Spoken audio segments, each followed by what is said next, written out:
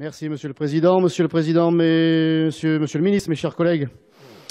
Monsieur le Ministre, vous ne réglez en rien à Mayotte, vous ne réglerez rien à Mayotte, tant que les règles en matière migratoire ne changeront pas radicalement. Pour rappel, le contrat d'intégration républicaine, qui constitue le socle du dispositif d'intégration des étrangers primo-arrivants, comprend notamment l'obligation pour tous les signataires de suivre une formation civique et pour ceux dont le niveau de langue est inférieur à A1, une formation en langue française.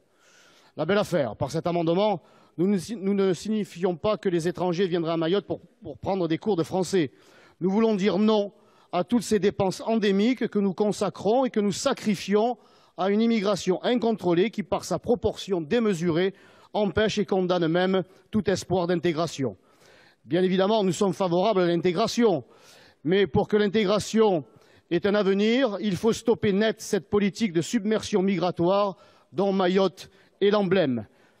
Nous devons totalement refondre notre code de la nationalité et rétablir le droit du sang pour en finir avec l'acquisition automatique de la nationalité française à une personne parce que née en France et qui permet aux parents étrangers et même clandestins de demeurer sur notre sol. Je me permets de rappeler, Monsieur le Président, Monsieur le Ministre, la lucidité qu'avait frappé en 2005 alors le ministre français de l'Outre-mer, un certain François Baroin, et qui revenait de Mayotte. Il avait appelé de ses vœux à des mesures radicales, nécessaires selon lui pour lutter contre l'immigration illégale dans les îles françaises. Pour y parvenir, il se déclarait prêt, lui, François Baroin, à remettre en cause le droit du sol. Depuis, rien n'a changé, si ce n'est en pire. Nous devons renvoyer chez eux les primo-arrivants et nous devons organiser le retour des primo-arrivants dans leur pays d'origine, organiser le retour des bateaux qui transportent ces clandestins tout en les interceptant, bien sûr, et tous nos efforts doivent porter sur les filières des passeurs qui exploitent ces migrants. Merci, Monsieur le Président. Monsieur le Président, Monsieur le Ministre, mes chers collègues, par cet amendement, je voudrais revenir sur le scandale des centres de rétention administrative dans lesquels sont placés les étrangers qui n'ont donc pas le droit de séjourner en France. 44 000 personnes y ont été placées en 2016, dont 22 900 en métropole. Plus de 50% d'entre elles ne sont pas expulsées, car le juge annule l'obligation de quitter le territoire où l'administration n'a pu organiser l'expulsion dans les délais. Le taux d'occupation des CRA est de 60,9% en France. Depuis l'attentat de Marseille, le taux d'occupation des CRA approche les 100%.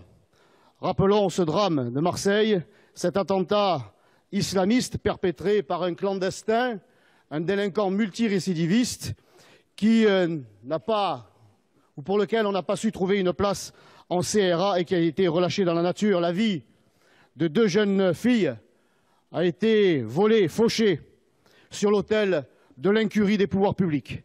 Comment se fait-il que dans ce contexte, l'accent ne soit pas mis sur la construction de nouvelles places de CRA? Comment peut imaginer que moins de 1800 places sont disponibles dans notre pays? Comparé aux 100 000 obligations de quitter le territoire français, c'est totalement dérisoire. La réponse au drame de Marseille, c'est une baisse de 7 millions du budget alloué à la mission de lutte contre l'immigration clandestine qui comprend le fonctionnement des CRA et les mesures d'éloignement des clandestins.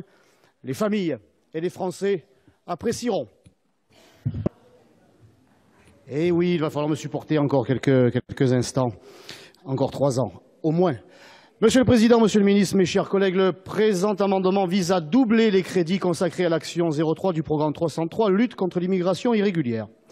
L'indicateur 3.1 de l'objectif numéro 3 du programme 303 montre en effet que le taux des retours forcés exécutés stagne désespérément en dessous de 50%. En contrepartie, les crédits destinés à l'action numéro 11 du programme 104, accueil des étrangers primo-arrivants, seraient diminués à due concurrence. En effet, une partie importante de ces crédits est consacrée au regroupement familial. Je me demande ce qu'on peut encore regrouper, puisque cela fait 30 ans quand même que ce regroupement a lieu, lequel a donc largement contribué à la déferlante migratoire et qui n'a plus sa raison d'être. Le budget 2018 destiné aux expulsions ne permet de financer que 14 500 éloignements, donc moins que sous François Hollande, il fallait quand même le faire, qui, lui, avait procédé à 15 000 en 2014. Ce budget diminue même de 3 300 000 € entre 2018 et 2017. Quelle incohérence révélatrice, alors que vous-même, Monsieur le ministre, vous vous drapez de bonnes intentions. Vous interpelliez il y a quelques jours les services de l'État à travers ses préfets pour leur demander des résultats rapides. Et vous leur donnez moins de moyens par ce budget. Vous n'êtes plus à une contradiction près. Pour expliquer le faible nombre d'OQTF, d'obligations de quitter le territoire français suivi des faits, le rapport de notre commission avance que la réduction de 5 à 2 jours du délai de rétention avant l'intervention du juge des libertés a empêché l'administration de constituer des dossiers étayés.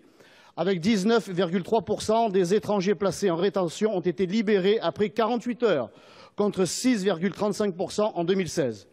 D'autre part, les pays d'origine ne délivrent pas suffisamment de laissez-passer consulaires. Seuls 46 % ont été délivrés à temps. Quand elles ne le sont pas, le clandestin est relâché. Certains pays, comme le Maroc, la Tunisie ou le Pakistan, refusent l'éloignement groupé. Nous sommes donc condamnés par les pays d'où sont originaires ces clandestins à une véritable double peine.